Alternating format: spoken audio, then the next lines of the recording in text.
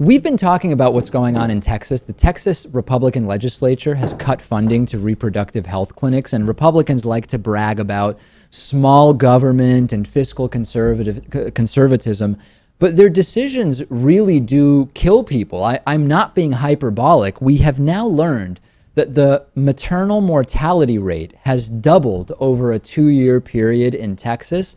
The rate of Texas women who died from complications related to pregnancy has doubled from 2010 to 2014. Texas now has the highest maternal death rate, not only of any American state, which probably wouldn't surprise most of the people in this room and many of the people in our audience, but of anywhere in what is called the developed world.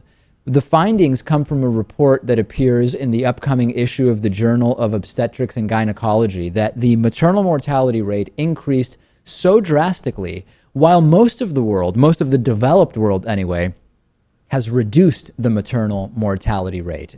Excluding California, where the maternal mortality rate declined, and Texas, where it went up, basically the maternal death rate per 100,000 births rose a little bit.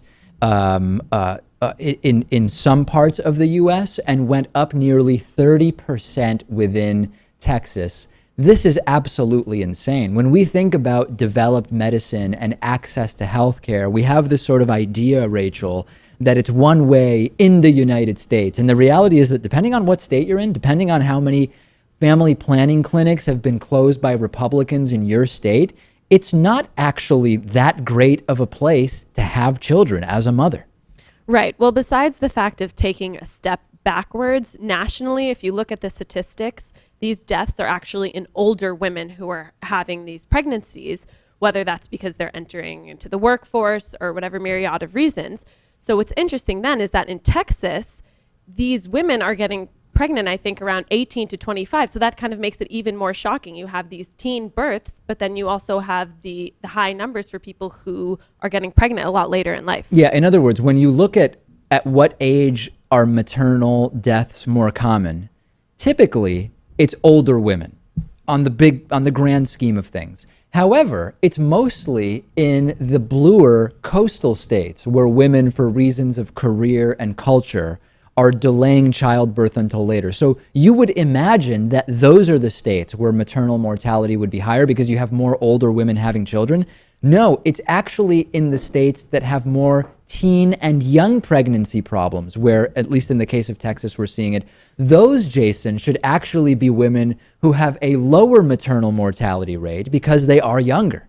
I mean, this sounds like a conversation for another day, and what else do they have to lose? Oh, wait, they're children. This is a very, very serious issue.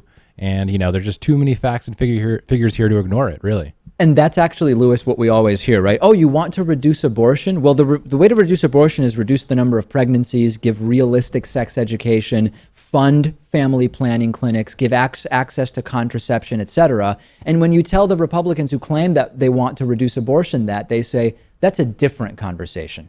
No, it's the conversation. It's the conversation. It's a conversation they're not going to have. No.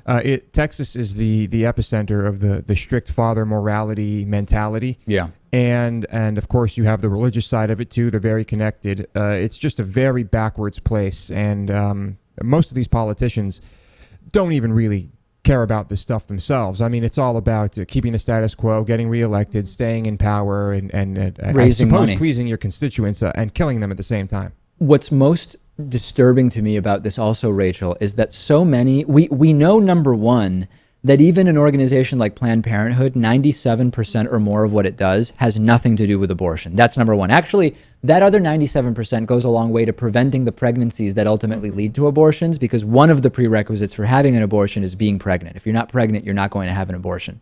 They actually shut down some clinics, Rachel, where some of those individual clinics did not even do abortions. Those clinics would have held down the number of pregnancies and ultimately the number of mothers dying in childbirth. Right, because it's about health. Because back to the statistic that I was talking about before, for the older women who are getting pregnant, they need to be checked for hypertension and diabetes and chronic illness. And without these systems in place, how is this going to affect the numbers? Yeah, it's complete bizarro world nonsense, and we've been following it, and we'll continue to follow it.